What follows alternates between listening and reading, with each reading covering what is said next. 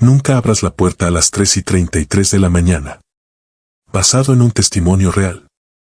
Dicen que si alguien toca a tu puerta exactamente a las 3:33 de la madrugada, no importa quién creas que es, no abras. No contestes. Y nunca digas tu nombre. Esto le pasó a un seguidor del canal. Me escribió hace unas semanas y me dio permiso para compartirlo. Javier vivía solo en un pequeño departamento en la ciudad. Nada fuera de lo común.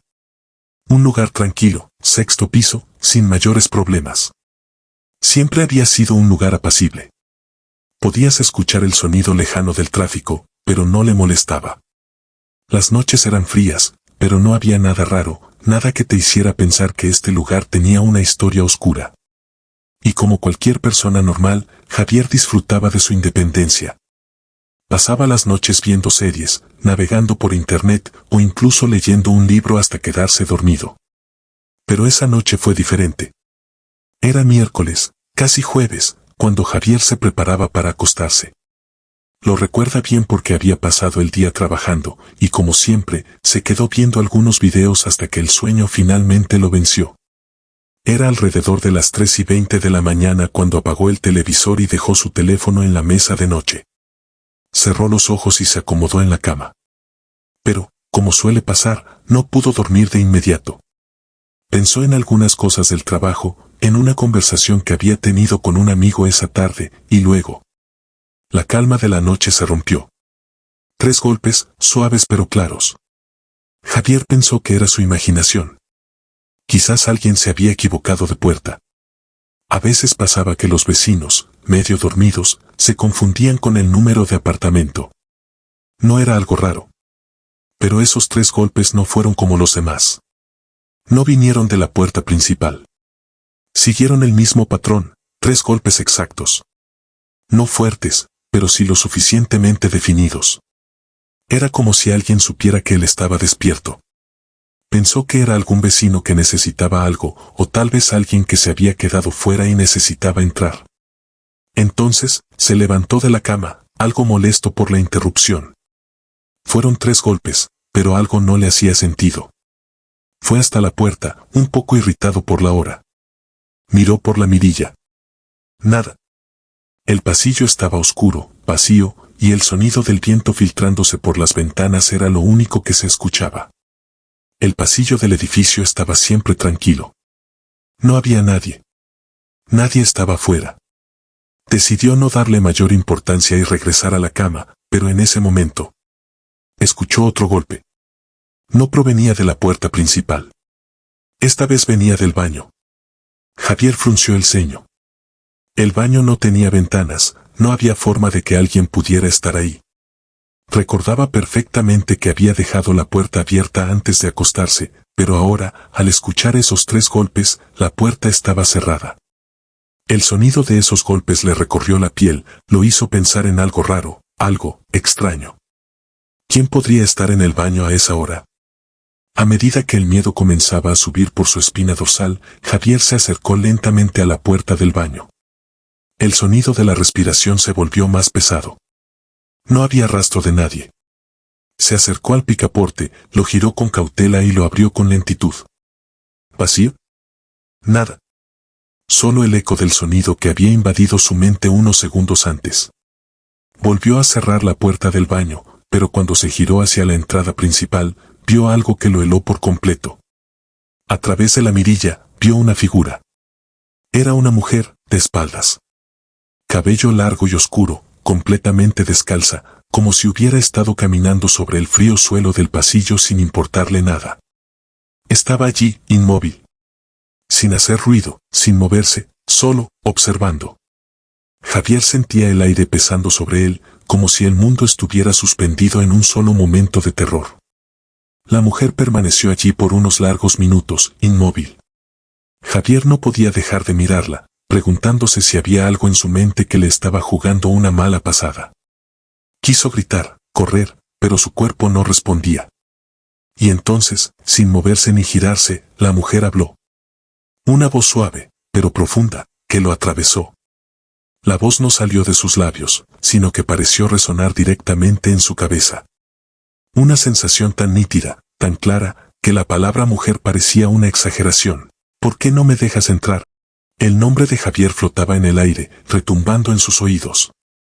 ¿Cómo sabía su nombre? No tenía sentido. Nunca la había visto en su vida. No conocía a nadie en ese edificio. Y sin embargo, ella sabía quién era. El miedo se apoderó de él. Su instinto le decía que no debía abrir, que no debía interactuar. Pero no pudo evitar acercarse un poco más a la mirilla, aún temblando. Y cuando lo hizo, la mujer giró lentamente hacia él. La luz del pasillo apenas tocaba su rostro, pero lo suficiente para que Javier viera lo peor. Ella no tenía ojos. Solo dos huecos negros. Oscuros, profundos, vacíos. La boca se estiraba, una sonrisa grotesca que parecía demasiado grande para una cara humana. Déjame entrar, ya son las 3:33. La frase flotó en el aire, llena de una desesperación que no podía entender. Javier, paralizado, sintió que su alma se apagaba. Se echó hacia atrás, corrió a cerrar la puerta y con manos temblorosas, comenzó a bloquearla. Cerró todas las ventanas, las persianas y se metió en la cama, tapándose completamente. Quería hacer desaparecer ese sonido, esa presencia, esa sensación de ser observado. Pero no podía. La mujer no se iba. Se escuchaban golpes en las paredes, en la puerta, en las ventanas. El sonido del reloj dio la única tregua que había tenido en esa noche de terror. A las 3:37, todo cesó. El silencio más absoluto lo rodeó, como si nunca hubiera pasado nada. Al día siguiente, Javier decidió ir al portero del edificio. Le pidió revisar las cámaras de seguridad. Pero en el video, no había nadie. El pasillo estaba vacío, sin rastro de nadie. Nadie había entrado o salido. Y, sin embargo, a las 3:33, la cámara del sexto piso comenzó a distorsionarse. La imagen se volvió borrosa, como si algo interferiera con la grabación. Y en el audio, con claridad espantosa, se escuchaba el susurro de la mujer. ¿Javier? Desde esa noche, Javier no ha vuelto a dormir sin luz. No ha recibido visitas. Y jamás ha abierto la puerta después de las 3 de la mañana. Porque ahora sabe que si alguien toca a tu puerta a las 3:33, no importa quién creas que es, no abras. No mires. Y nunca digas tu nombre.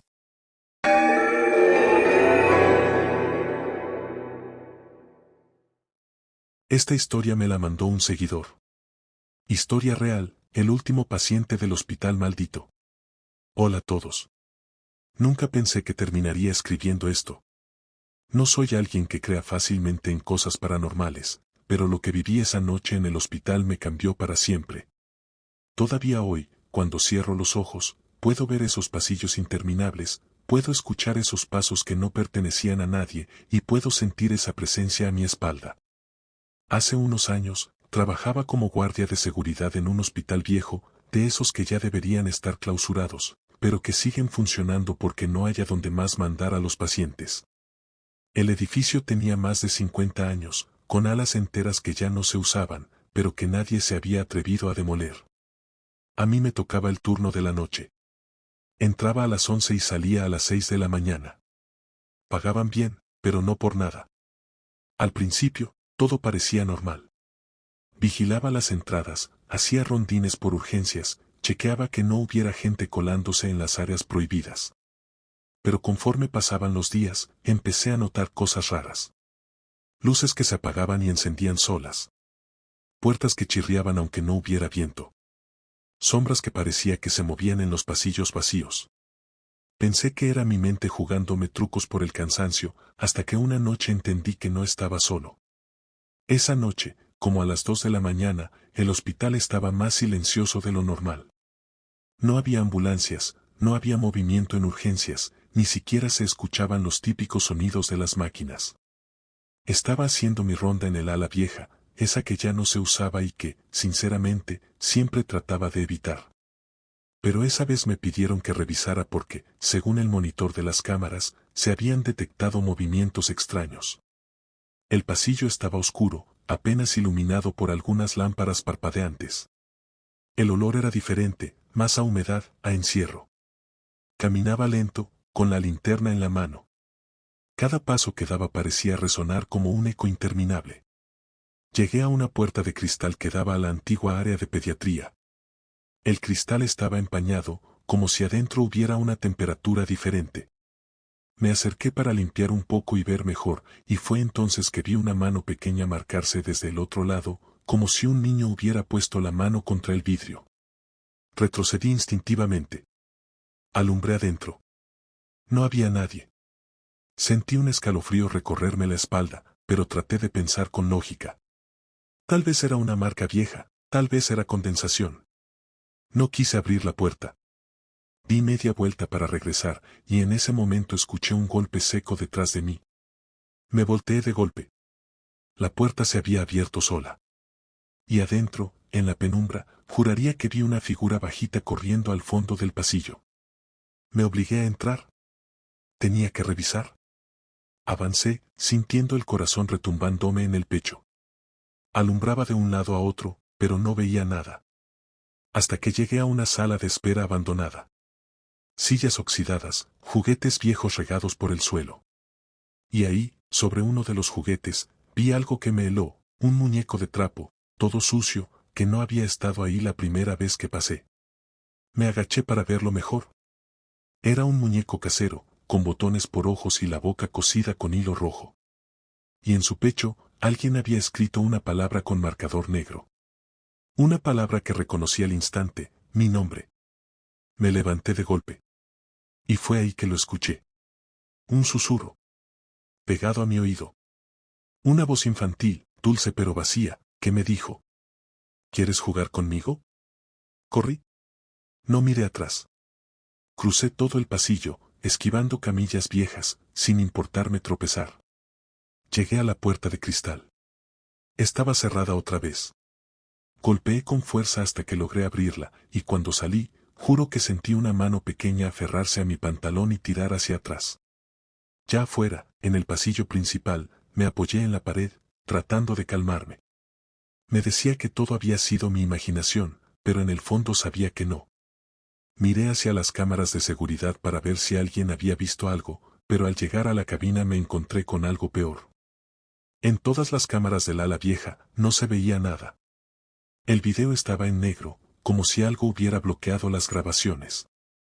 Todas menos una. La de la sala de espera. Y ahí, justo frente a la cámara, estaba la figura de un niño. Parado. Inmóvil. Mirando directo al lente. No se movía. No sonreía. Solo estaba ahí, como esperándome. Y en su mano, sostenía el muñeco de trapo. Desde esa noche renuncié. No quise volver nunca más. Me dijeron que el hospital había sido escenario de tragedias en el pasado. Epidemias, incendios, desapariciones. Incluso hubo rumores de experimentos con niños enfermos en los años 60, pero nadie lo hablaba en voz alta. Era un secreto a gritos. Hasta hoy, cuando paso cerca del edificio, siento esa presión en el pecho. Esa sensación de que algo, desde adentro, me está mirando. Y a veces, en mis sueños, escucho esa voz otra vez. Dulce. Cercana. ¿Quieres jugar conmigo?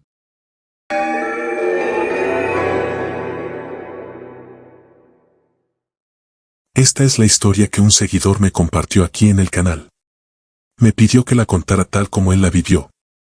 No cambió ni un solo detalle, y al leerla, entendí por qué. Todo comenzó una noche de domingo. Julián regresaba de casa de su hermano, como lo hacía cada semana. La rutina era casi un ritual: cena en familia, una cerveza, risas, historias repetidas, y luego el regreso por la misma autopista. La conocía de memoria. Los baches, las curvas, los tramos oscuros donde la luz de los postes no alcanzaba. Sabía hasta dónde llegaba la señal del celular y en qué parte comenzaba el silencio. Esa noche, sin embargo, algo se sintió distinto desde el primer kilómetro. El aire estaba demasiado quieto. El camino, más vacío de lo normal. Y aunque no era supersticioso, Julián sintió un cosquilleo en la nuca justo al salir de la ciudad. Encendió la música, pero hasta sus canciones favoritas parecían sonar apagadas. A los 15 minutos, notó un par de luces acercándose por detrás. Era una camioneta blanca, vieja, con faros intensos que parecían fijos, sin parpadear. Se mantuvo a una distancia incómoda, pegada a su parachoques. Pensando que quería rebasar, Julián se hizo a un lado. Pero la camioneta hizo lo mismo. Cambió de carril y lo imitó. Aceleró. La camioneta también. Redujo la velocidad de golpe. La camioneta frenó exactamente igual, sin perder distancia. Durante casi 20 kilómetros, lo siguió como una sombra. No trataba de pasarlo. No lo presionaba con bocinazos. Solo lo acompañaba. Como si supiera exactamente lo que iba a hacer. Y ahí fue cuando Julián sintió por primera vez el miedo de verdad. El miedo que no se razona. El que se siente en la columna vertebral. Intentó llamar a su hermano. La llamada no entraba. Ni una rayita de señal. Intentó marcar al 911. Nada. Fue entonces cuando se dio cuenta de algo aún más extraño. No había ni un solo coche más en la carretera. Ni uno. Algo que en esa autopista, incluso de madrugada, no pasaba jamás. Era como si el mundo se hubiera apagado. Entró en una desviación rural que conocía bien, una vieja carretera secundaria que cruzaba campos abandonados y casas de rancho solitarias. Pensó que si la camioneta era de alguien del camino, se detendría. Pero no. Lo siguió. Silenciosa. Constante. Tras varios minutos de curvas y caminos sin pavimentar, decidió frenar. Apagó el motor. Todo quedó en completo silencio. Solo el sonido del viento leve entre los árboles. La camioneta ya no estaba. Suspiró aliviado. Pensó que por fin la había despistado. Cerró los ojos un momento. Cuando los abrió, vio algo en el retrovisor. Una figura oscura, borrosa, sentada en el asiento trasero. Se giró de golpe. Nada. El asiento vacío. Pero el cinturón, enganchado. Como si alguien hubiera estado ahí. O peor, como si aún no estuviera, pero sin dejarse ver. Y ahí comenzó lo más perturbador. El olor. A metal caliente, como si algo se hubiera quemado dentro del coche. A sudor seco. A encierro. Abrió la puerta para vomitar. El aire afuera no era mejor. Era más espeso. Volvió a entrar al coche y encendió el motor. La pantalla del tablero se iluminó, pero en lugar del menú habitual, había una ruta cargada automáticamente. No la había puesto. No conocía la dirección. Y sin que tocara nada, el GPS empezó a hablar. Gira a la izquierda en 300 metros. Cerró la app. Apagó el motor. Pero el GPS volvió a hablar. Ya casi llegamos. El pánico lo hizo salir corriendo. Dejó el coche encendido. Caminó por el campo durante horas. No sabía si lloraba o sudaba. No sabía si lo que había visto era real o un producto del estrés. Pero cuando el sol salió, lo encontró una patrulla rural. Lo llevaron al pueblo más cercano. No hablaba. Solo repetía, no era yo. No estaba solo. El coche nunca apareció. Lo más perturbador fue que cuando quiso contar lo que pasó, no había registro de la ruta en el GPS. Ni en su cuenta. Ni en el historial. El celular estaba vacío, sin apps, como si hubiera sido reiniciado desde fábrica. Intentó seguir con su vida. Cambió de número, vendió el coche, se mudó. Pero cada semana, exactamente a las 3 de la mañana, su nuevo celular, sin importar el modelo o la compañía, recibe una notificación. Una dirección distinta. Aleatoria. Nunca repetida. Y el mensaje es siempre el mismo. Ya casi llegamos. Nunca ha seguido esas rutas. Ni una sola vez. Dice que a veces despierta justo antes de las 3. No por la alarma. Sino porque siente que alguien lo está mirando. Desde la puerta. Desde el pasillo. Desde el asiento trasero de su nuevo coche. Una vez se armó de valor y revisó las cámaras de seguridad de su edificio. A las 3 en punto, en una de las grabaciones, apareció su coche encendido. Aunque él jura que las llaves estaban en su mesa. Y la cámara mostraba claramente una silueta sentada al volante. Julián dice que no quiere saber quién es. ¿O qué es? Solo sabe que está esperando.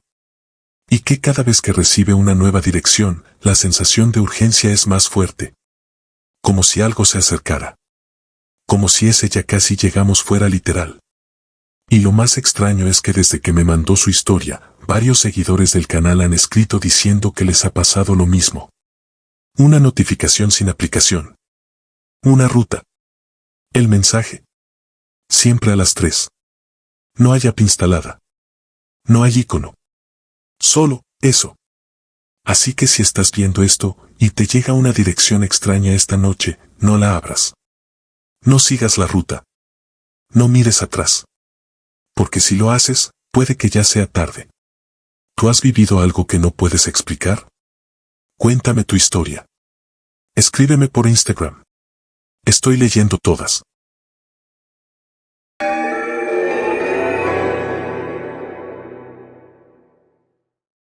Era cerca de la medianoche cuando comencé a notar que el aire dentro del tráiler se sentía más denso de lo normal.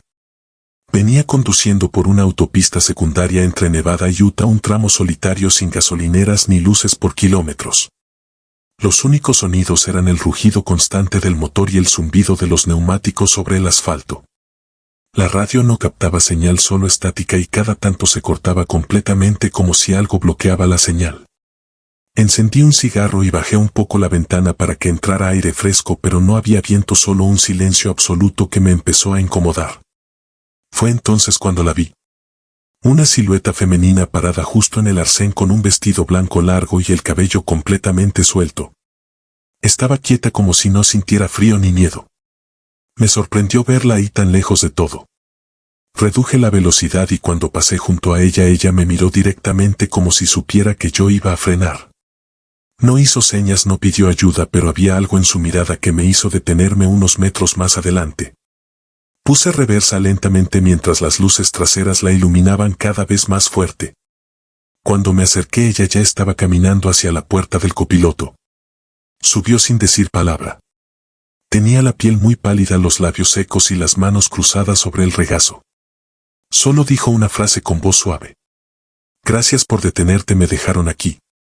Intenté preguntarle qué hacía sola a esa hora, pero no me respondió. Solo miraba al frente, inmóvil como una estatua. No había equipaje ni señales de que venía de algún lado. Sus pies descalzos estaban sucios como si hubiera estado caminando por horas. Seguimos avanzando por esa carretera interminable mientras yo intentaba sacar conversación, pero ella no hablaba. Pasaron unos 15 minutos cuando de reojo noté que no se reflejaba en el espejo lateral. Pensé que era por el ángulo o por el tipo de luz, pero al mirar directo no había nada. Solo el asiento vacío y el cinturón abrochado. Me sudaban las manos y sentía que algo estaba muy mal. Me giré bruscamente para verla, pero ahí estaba ella mirándome con una expresión vacía como si esperara que yo dijera algo. Volví la vista al frente y me prometí a mí mismo no volver a mirarla. Seguí conduciendo en silencio, fingiendo que nada pasaba. Fue entonces cuando escuché que murmuraba algo. No eran palabras claras, solo un susurro constante como si rezara en otro idioma. El tono era tan bajo que no sabía si lo decía en voz alta o solo lo imaginaba. Cada kilómetro que avanzábamos el ambiente se sentía más denso, más espeso. Las luces del tablero empezaron a parpadear sin razón. El motor perdió potencia por unos segundos. Y un olor fuerte a tierra húmeda comenzó a llenar la cabina. Intenté abrir la ventana, pero estaba trabada. El aire se volvió tan pesado que me costaba respirar. Ella seguía allí mirando al frente, susurrando. Al llegar a un pequeño paradero a un lado de la carretera, frené en seco. Quería que bajara, quería terminar con eso. Le dije que había llegado a su destino, que debía bajarse. Ella me miró con unos ojos completamente negros, sin pupilas, sin brillo, y sonrió levemente. Dijo: No te detuviste, tú me llamaste. Llevabas la ventana abierta. Sentí un escalofrío brutal recorrerme la columna. Quise gritar, pero no podía mover la boca. Ella me tocó el brazo con una mano helada y al instante vi flashes. Imágenes que no entendía. Caras gritando. Fuego. Oscuridad. Ruidos de carne siendo rasgada. La visión duró un segundo pero me dejó paralizado. Ella bajó sola caminando hacia el bosque y desapareció entre los árboles como si se fundiera con la sombra. Quise arrancar el tráiler pero el motor no respondía. Las luces comenzaron a apagarse una por una. Y el zumbido en mis oídos era insoportable. Cuando por fin encendí el motor aceleré con tanta desesperación que perdí el control en una curva y me salí del camino. Desperté minutos después entre fierros retorcidos y con un dolor insoportable en el brazo. Sangraba y estaba completamente solo. El celular no tenía señal. Los faros estaban rotos. Y el único sonido era el crujir del metal y mi propia respiración. No me quedó otra que caminar. Durante horas. Sangrando. Arrastrando el pie. Hasta que vi un letrero oxidado que decía Welcome. Un pueblo diminuto con solo unas cuantas casas de madera. Y una vieja clínica al final de la calle principal. Entré tambaleándome. Y una enfermera salió de la nada con una sonrisa amable y una voz dulce que dijo: Tranquilo, estás a salvo. Ven conmigo, te vamos a atender. Me ayudó a sentarme en una camilla mientras hablaba con una voz calmante.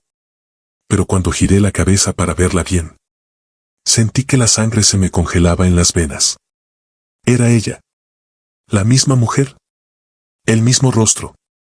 La misma voz que iba en el tráiler. Pero ahora con uniforme blanco y una jeringa en la mano. Intenté gritar pero ya no podía moverme. Mis párpados comenzaron a pesar. La sala entera se oscurecía. Lo último que vi fue su sonrisa torcida mientras decía: Te dije que no me dejaras sola.